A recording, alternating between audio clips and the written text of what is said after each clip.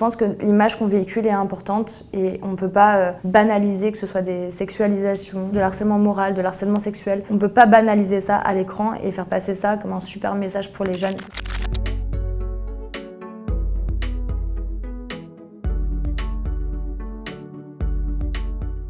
Bonjour à tous, moi c'est Natania, j'ai 23 ans et j'ai participé à des émissions de télé-réalité pour lesquelles ça n'a pas été facile pour moi et du coup je viens ici aujourd'hui pour dénoncer le harcèlement et les raisons pour lesquelles aujourd'hui je pense que la télé-réalité a un grand impact sur ce qui se passe à l'école. Moi j'ai participé à ma première émission de télé-réalité, j'avais 19 ans, j'étais toute jeune. Première expérience pour le moins compliquée parce que j'ai vraiment compris en fait que la production n'était pas là pour nous protéger et je me suis rendu compte que c'était un vrai problème pour les jeunes filles comme moi ou les mecs qui arrivaient, qui connaissaient pas du tout le milieu et qui pouvaient en fait se retrouver complètement bloqués dans un milieu où t'as pas ton téléphone, c'est pas dans ton pays, tu connais personne et tu te trouves littéralement avec tout le monde à dos et t'as aucun soutien moral. Au contraire, je me retrouvais très seule en fait pendant les tournages. Après j'ai vu que quand on parlait à la production, pareil, ils remettaient la faute sur moi comme si c'était moi le problème et je me sentais extrêmement isolée. Et ça a continué sur chacun de mes tournages parce qu'à chacun de mes tournages, il y avait des amis de mes anciens harceleurs qui du coup essayaient de répéter le schéma. Et de là, j'ai vraiment eu des mots assez compliqués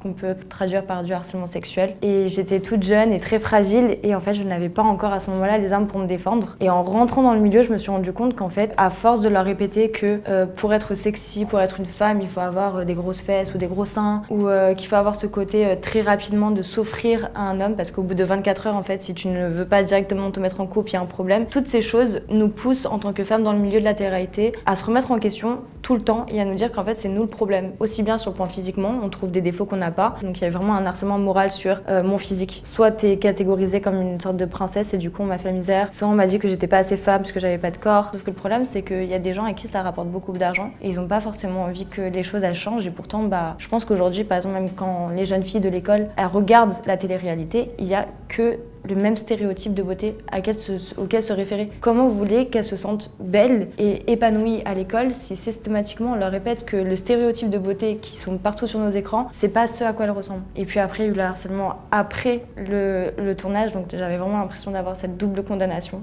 Et là, c'est encore un autre délire et tu te dis, mais en fait, ça s'arrête jamais. Dans le tournage des Anges, on engendrait ça, on voulait ça. Même en off, on demandait vraiment aux candidats de venir continuer cet harcèlement. Dans le tournage des Marseillais, on va pousser les filles à sortir avec des garçons vite, rapidement, à se sexualiser, à être de plus en plus sexy. C'est aussi compliqué pour la place de la femme, je pense. Alors que dans le tournage de La Villa des Cœurs Brisés, par exemple, j'ai vraiment, moi personnellement, pour mon expérience, senti un vrai soutien de la part de la production. Systématiquement, ils veulent me demander si tout allait bien, etc. C'est juste une manière de travailler que tout le monde ne veut pas appliquer. Autant maintenant, ce que je fais, c'est-à-dire créatrice de contenu, YouTube et tout, je peux m'éclater et j'adore partager avec ma communauté. Autant la télé-réalité, je trouve que ça laisse des séquelles aussi bien personnelles que sur le regard des gens. Parce que du coup, maintenant, dès que tu fais de la télé-réalité, les gens te disent « Ok, elle est bête, ok, elle est si », mais parce que la prod en joue. Et ce que je comprends pas, c'est que les candidats ne se rendent pas compte de ça. Donc ouais, je pense qu'à refaire, je me dirais à quel prix tu as envie de refaire de la télé-réalité. Ça vaut pas trop le coup. C'est très compliqué. Tu laisses quand même ta vie et ton image entre la main des gens que tu connais pas finalement. Et ça reste ta vie, quoi. Mais je pense que l'image qu'on véhicule est importante et on peut pas banaliser que ce soit des sexualisations, des hypersexualisations, de l'harcèlement moral, de l'harcèlement sexuel. On peut pas banaliser ça à l'écran et faire passer ça comme un super message pour les jeunes. Aujourd'hui, j'ai un peu plus de mal, on va dire, à m'ouvrir. J'ai un entourage assez fermé. Parce que moi, j'ai pas l'impression de m'être reconnue dans tout ça. La première chose à savoir pour les victimes, il faut pas avoir honte de ce mot victime. C'est pas quelque chose de péjoratif. Au contraire, moi, j'ai beaucoup de respect pour les victimes qui dénoncent et qui se battent et qui se rendent compte que ils ont une voix et une parole. Donc, oublie pas que tu comptes et que tu peux pas laisser des gens mauvais te laisser te détruire et détruire d'autres personnes par la suite parce que s'ils te le font à toi, ils le feront à d'autres. Sache que tu comptes, parle, dénonce et tu verras, je suis sûre que tu guériras avec le temps, tu mérites. Je pense qu'il faut prendre beaucoup de recul, les gars, avec les réseaux sociaux et la télé-réalité. Vous voyez qu'une partie de l'iceberg, croyez-moi. Tout ce qui est beau et tout, il y a une grande partie assez sombre derrière.